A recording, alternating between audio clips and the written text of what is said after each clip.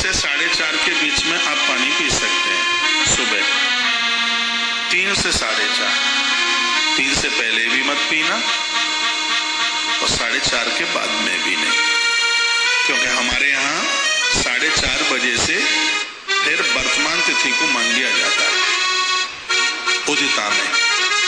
3 से 4:30 में जितना आप पी सकें, पूरे दिन मत पीजिए, आपकी निर्जला मानी जाएगी। सुन लें, एक बात सुन लें, इसमें मैं 3-4 बातें आपको निवेदन कर रहा हूँ। निर्जला का महत्व है, भीम ने कहा था भगवान, माँ कहती है व्रत करो व्रत करो व्रत करो और मुझसे नहीं रहा जाता, मुझे बहुत भूख लगती है। भीम ने भगवान को कहा।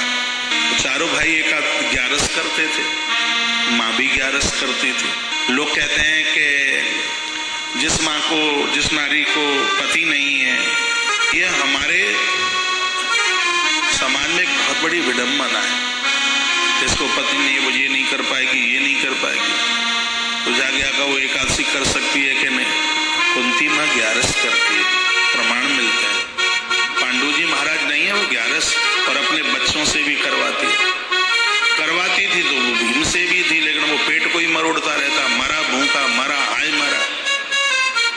और कभी कभी लोग जब व्रत करते हैं ना, तो दूसरे दिन सुबह ही जगेंगे सो तूफान की तरह, अजय तुम्हें पता नहीं कल हमने व्रत किया और अभी तक कुछ बनाया नहीं, पता नहीं कौन सा गोवर्धन गिरिराज उठा के आ गए, ये सुबह से ही दुत्कारेंगे, कल व्रत किया था। भीम भगवान के पास एकादशी पड़ गई थी, मैया ने जबरदस्ती से रखवा दी। कहा प्रभु ये मुझसे नहीं बनता, ऐसा कोई उपाय बता दो, एक बार कर लूं तो ये पूरे साल की एकादशियों का फल मिल जाए, कोई है व्यवस्था? भगवान ने कहा है। अपरा एकादशी की बात थी जो अभी निकल गई है। भगवान ने कहा 15 दिन के बाद आने वाली है, यदि भीम तू बिना पानी पिए भी, एक घूंट भी पानी ना पिए, और यदि तो वह एकादशी कर ले, निराहार बिना जल के निर्जल कर ले, तो तुझे 26 एकादशियों का फल मिल जाएगा।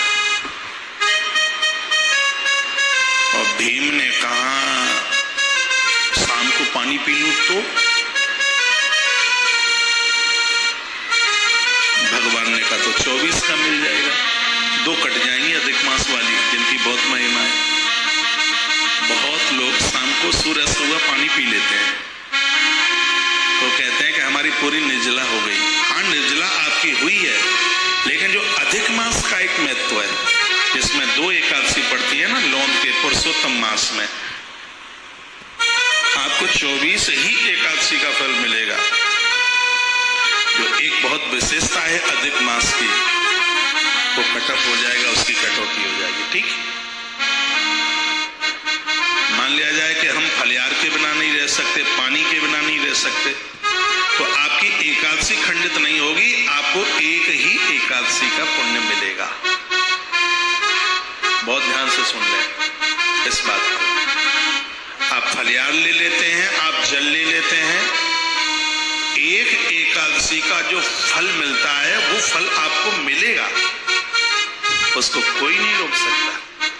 सुबह 4:30 बजे से लेके दूसरे दिन, इसमें 24 घंटा निर्जल रहने की बात है।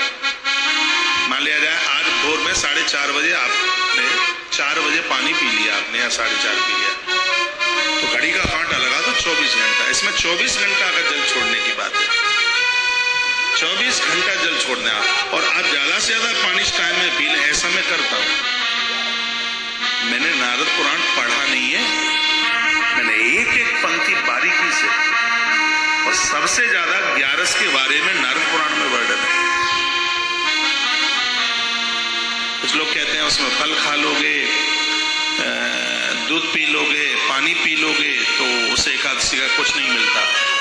ऐसा बिल्कुल भी कुछ भी नहीं है, एक एकादशी का फल मिलेगा। एक बात और आप समझ लें, सबसे बड़ी बात यह है इस एकादशी की, जिसने कभी भी व्रत नहीं किया, कोई व्रत उसने नहीं किया, कोई एकादशी उसने नहीं की, यदि वह निर्जल एकादशी बिना पानी के भी कर लेता है तो उसको संपूर्ण 26/11 करने का पुण्य प्राप्त होता है। इस एकादशी की महिमा। और और सुन लीजिए, ये बात आपको पता ही नहीं होगी, मैं आपको निवेदन कर देता हूं।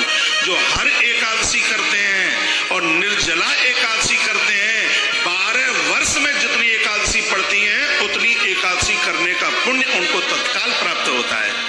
जो हर एकादशी करते हैं, हर एकादशी करते हैं और फिर करते हैं वो निर्जला एकादशी बिना पानी के, 12 वर्ष के बीच में जितनी 11 पड़ी है उतना पुण्य मिलता है। इतनी बड़ी महिमा है निर्जला एकादशी।